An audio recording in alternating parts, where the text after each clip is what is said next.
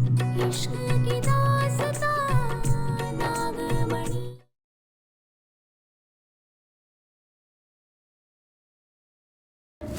यमराज जी, पार्वती, मैं आपसे माफी मांगने आई हूँ। भोलेनाथ की दी हुई चुनौती अब और पूरा नहीं कर पाऊंगी। तुम क्या कह रही हो पार्वती? जी यमराज जी, अब मैं और विशेषताएं हासिल नहीं कर पाऊंगी। अब मैं कोई चुनौती पूरी नहीं कर पाऊंगी।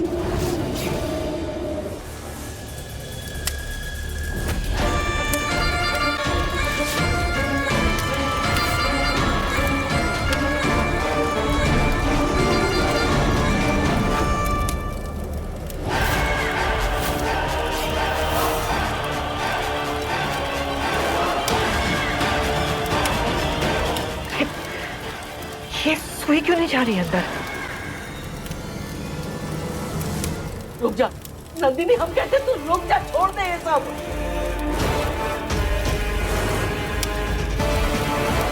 जीजी, जीजी, पता चला? जीजी कहाँ की ना? नहीं जीजी, वो सासू माँ, तेजस, उज्जवल जी, वो क्या? कौन? क्या? बोलो ना। जीजी, ऐसा लग रहा है कि कोई उन पर जादू से वार कर रहा है। शायद नंदिनी भाभी। जीजी, जीजी, जीजी, आप सुन रही हैं मैं क्या कह रही हूँ? एक लंबी सांस लो, बस शांत हो जाओ। पर जीजी, अगर ऐसा रहा तो वो तीनों मर जाएंगे। तो मर जाने दो ना, वही तो चाहिए ना रंबा हमें, कि कोई मर जाए, इस घर में अशांति फैले। पर जीजी, वो तो हमारे साथ ही है ना। हमारा कोई साथी नहीं होता रंबा, और मेरा मकसद तो यही था ना, इस पूरे घर में अशांति फैलाना। फिर चाहे ये उन्हें मारे या वो इन्हें मारे, अशांति तो फैल गई ना। और जितनी जल्दी अशांति फैलेगी रंबा, उतनी जल्दी मेरा ज्वालामुखी फूटेगा।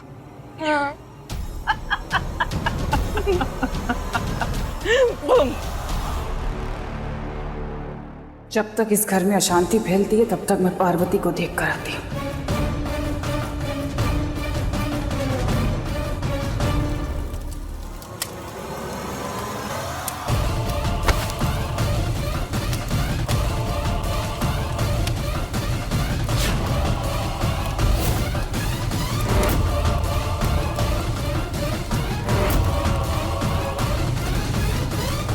नहीं माँ, रुक जाओ। मोक्ष भैया को नहीं, प्लीज माँ। नंदिनी छोड़ दे। आखिर घर के सब लोग गए कहाँ?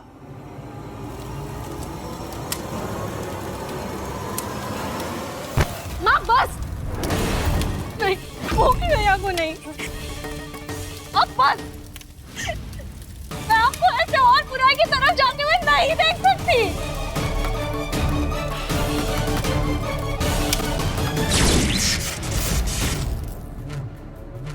यहाँ तो कोई नहीं है। तो मुझे ऐसा क्यों लगा कि मुझे किसी ने धक्का मारा?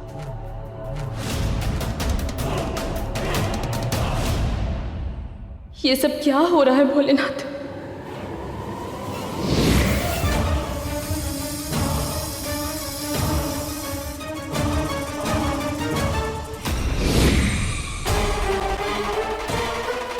हे भोलेनाथ, इस घर में हो क्या रहा है? हर किसी के साथ कुछ ना कुछ गलत हो रहा है। क्यों?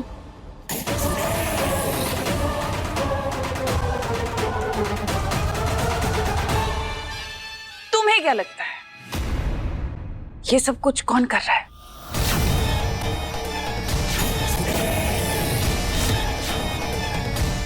दामिनी, तुम? पहचान गई मुझे? कितने अच्छे से जानती है ना तू मुझे। तुझे क्या लगता है तू वो 8 कलश भर देगी और शिवाय को वापस ले आएगी? शिवाय मेरे पति है और मैं उन्हें वापस लाने के लिए कुछ भी करूंगी। पति? हाँ, पति। पति पत्नी का रिश्ता 7 जन्मों का होता है और मेरे और शिवाय का रिश्ता भी 7 जन्मों का ही है। तेरा ये 7 जन्म का रिश्ता मैं इस जन्म में तोड़ूंगी। समझी? तू हर चुनौती पूरी करती है ना, मैं भी तो देखूं तू ये चुनौती कैसे पूरी करती है। हाँ, शिवाय वापस आएगा, जरूर वापस आएगा, लेकिन तेरी अच्छी शक्तियों के साथ नहीं, बल्कि मेरी शैतानी शक्तियों के साथ। जिस दिन इस घर में अशांति पूरी तरह से फैल जाएगी, उस दिन वो ज्वालामुखी फटेगा। शिवाय के अंदर शैतानी आत्मा वास करेगी। शिवाय मेरा होगा, वो नागमणि मेरी होगी और इस पूरे ब्रह्मांड पे मैं राज करूंगी।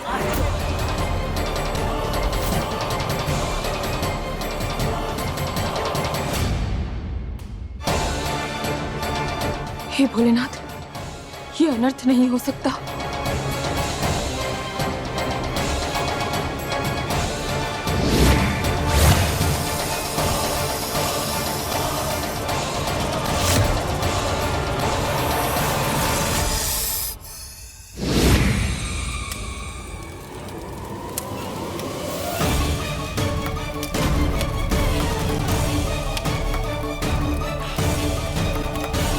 माँ ये सब क्या कर रही है? मुझे इन्हें रोकना होगा। मैं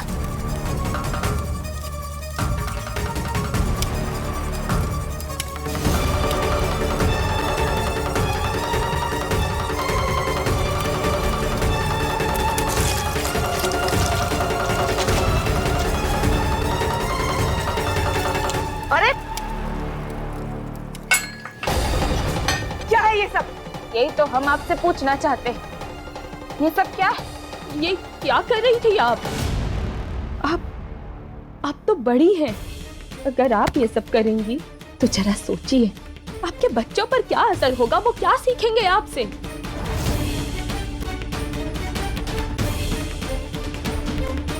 और शिवाय, अगर शिवाय को पता चला कि आप ये सब कर रही हैं तो क्या बीतेगी उस पर।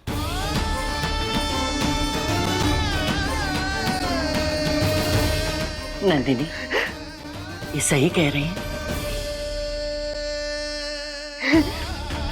हम भी कितनी बड़ी गलती करने जा रहे थे अम्मा। हमें तो पूरे परिवार को एक धागे में पिरोकर रखना था और हम ये देखो अपने परिवार को मोतियों की तरह बिखेरने जा रहे थे। अम्मा, अम्मा,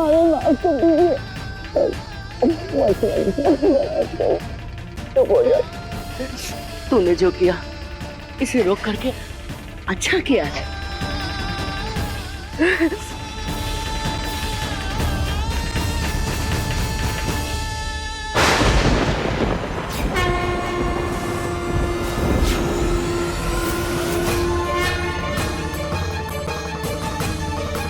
बहुत बधाई पार्वती, आज तुमने साबित कर लिया कि परिवार से बड़ा कोई धन नहीं होता। तुमने अपनी परीक्षा के इस क्रम में एक और कलश एकत्रित कर लिया। जय भोलेनाथ। अच्छा खासा सब कुछ चल रहा था, फिर से सब कुछ रुक गया। मुझे पता है ये सब कुछ उस नागिन का किया हुआ है। हमेशा मेरे रास्ते का कांटा बनती है वो। जीजी, वैसे जीजी एक बात कहूँ, उस पार्वती में ना कुछ तो बात है। उस पार्वती में मैं इतने सालों से देख रही हूँ, वो कभी हार नहीं मानती। नहीं मतलब वो पारो के रूप में भी कभी किसी चीज से पीछे नहीं हटी, और देव के साथ थी तब भी उसने कभी हार नहीं मानी।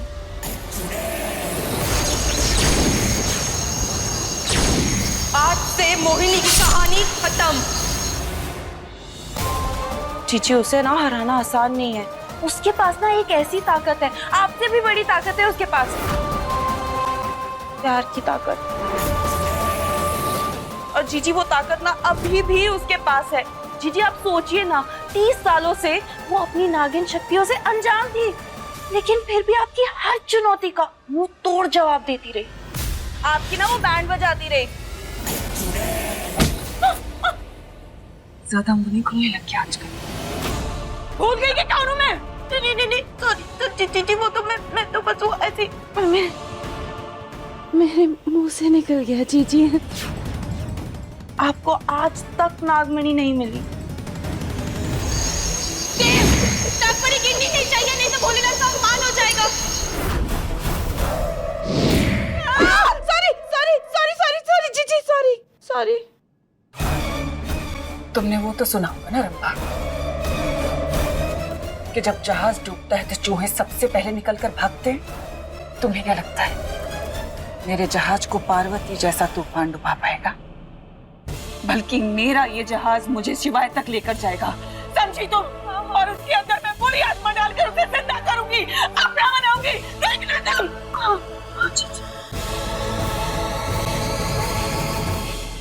हम बहुत खुश हैं पार्वती। भोलेनाथ द्वारा दी गई चुनौतियों को तुम सफलतापूर्वक पार कर रही हो। 8 में से 5 कलश में फूल खिला दिए, बस अब 3 कलश बाकी है तुम्हारे अष्टलक्ष्मी बनने की इस यात्रा में। उसके बाद शिवाय जीवित हो जाएगा।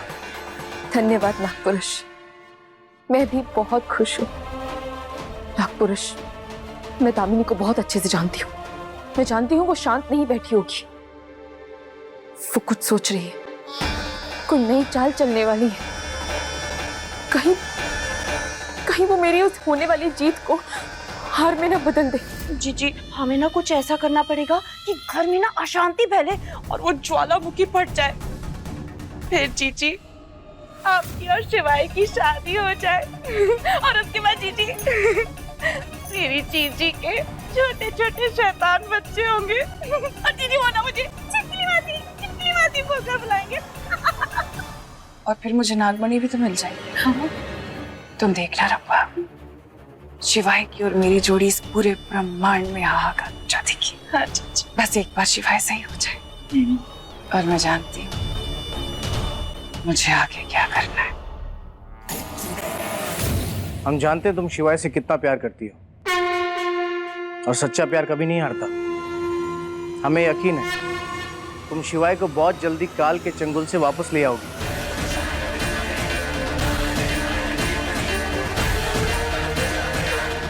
दामिनी को अपने किए हुए पापों की सजा मिलेगी।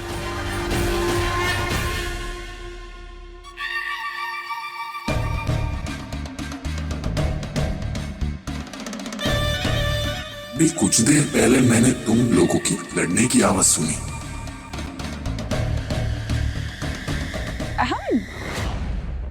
हाँ। नहीं, वो रंभा पार्वती की बात कर रही थी, तो मैं उसे समझा रही थी। नहीं। चलो रंभा, अपने काम पे लग जाओ।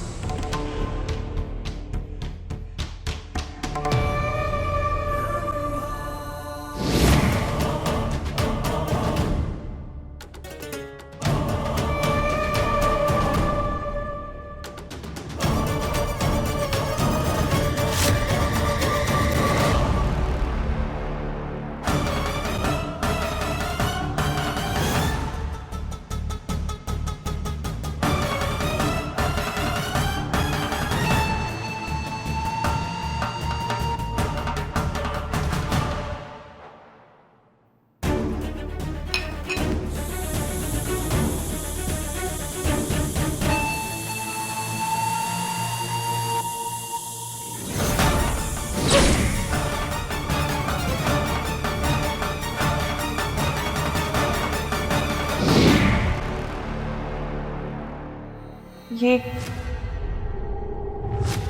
वाह, क्या बात है। ये रंभा क्या कर लेगी?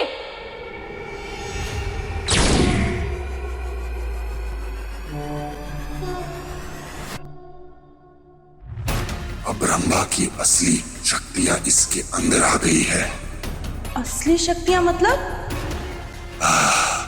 तुम्हारे अंदर कौन सी शक्तियां थी? मैं तो छिपकली हूँ। अब मैं किसी का भी रूप ले सकती थी।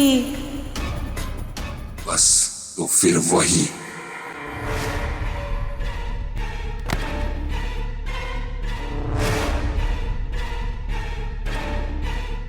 इसका मतलब मैं किसी का भी रूप ले सकती हूँ?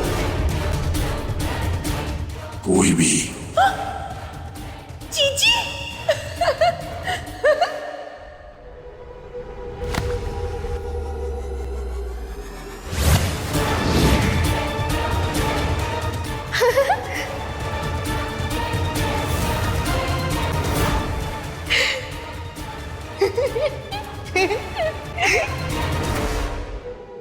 तुम जानती हो ना तुम्हें क्या करना है?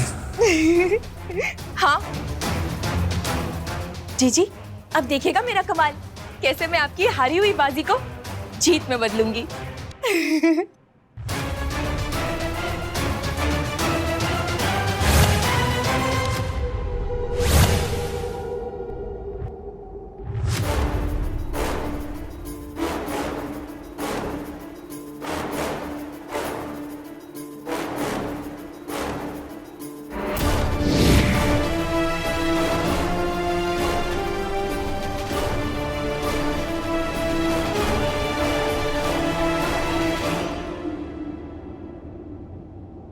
यथार्थ जी, हम धरती पे वापस कब जाएंगे? पता नहीं, परंतु हमें पूर्ण विश्वास है कि पार्वती बहुत जल्द तुम्हें धरती लोक पर वापस ले जाएगी। यमराज जी, पार्वती, तुम यहाँ? यमराज जी, मैं आपसे माफी मांगने आई हूँ। भोलेनाथ की दी हुई चुनौती अब और पूरा नहीं कर पाऊंगी। अरे ऐसा क्यों कह रही हैं आप? शिवाय, इस समय धरती पर हमारे परिवार में जो कोहराम मचा हुआ है, उस सब के बाद तो मैं यही कहूंगी कि अच्छा है ये सब देखने के लिए तुम जिंदा नहीं हो। सब एक दूसरे के खून के प्यासे हो रखे हैं। तुम जानती हो तुम क्या कह रही हो पार्वती? जी यमराज जी, अब मैं अष्टलक्ष्मी नहीं बन पाऊंगी।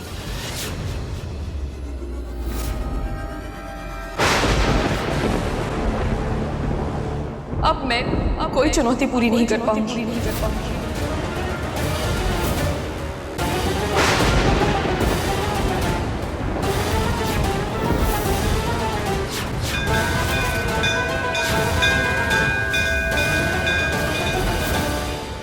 इसीलिए अच्छा होगा आप शिवाय को अपने साथ यहाँ यमलोक में ही रखिए। शिवाय, मुझे माफ कर देना। उम्मीद है तुम मेरी मजबूरी को समझोगे। ठीक है, यदि तुम्हारा यही फैसला है तो हम महादेव के दिए हुए 8 कलश वापस लेते हैं। जी यमराज जी।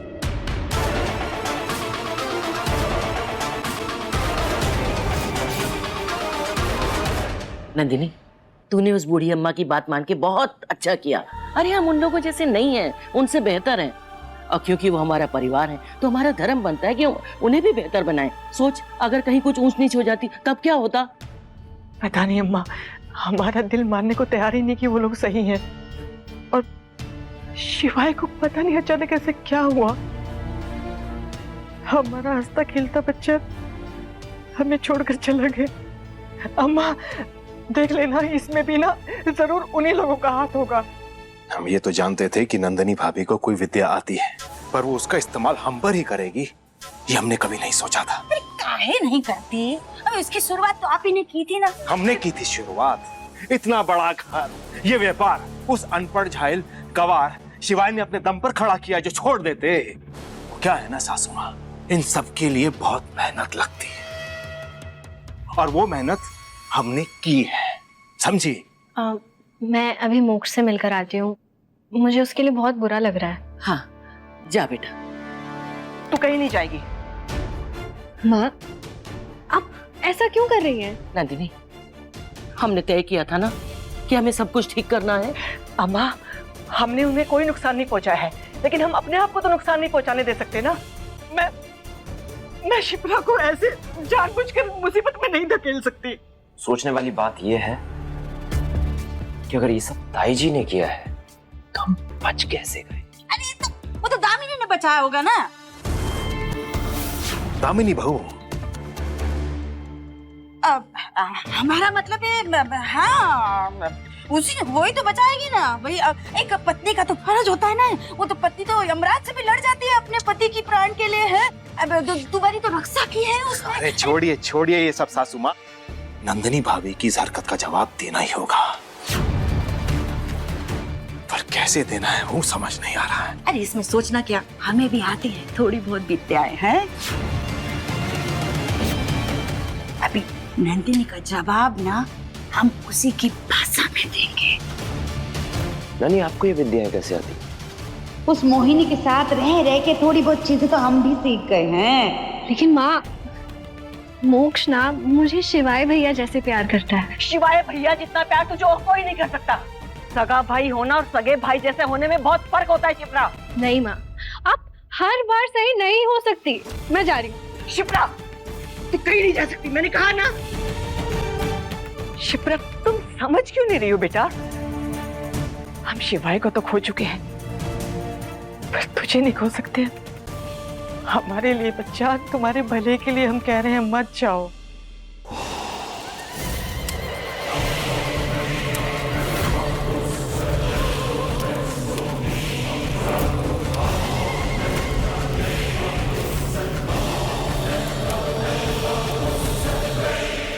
माँ, मैं नहीं जानती कि आपकी कितनी बात सही है और कितनी गलत, पर मैं इतना जानती हूँ कि बुराई को बुराई से खत्म नहीं किया जा सकता। आप मुझे मोक्ष से मिलने से नहीं रोक सकती। अगर शिवाय भैया यहाँ होते ना, तो वो आपको ये सब कभी नहीं करने देते।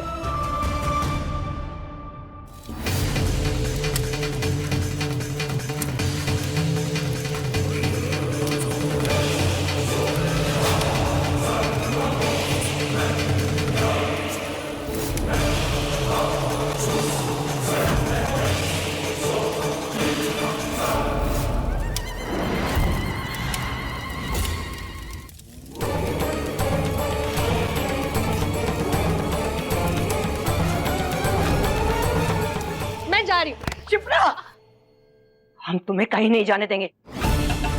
हम तुम्हारी भलाई के लिए कह रहे हैं शिप्रा, तुम्हें समझ में नहीं आ रहा है? अरे हमारी बात सुननी ही होगी। कहीं नहीं जाओगी शिप्रा।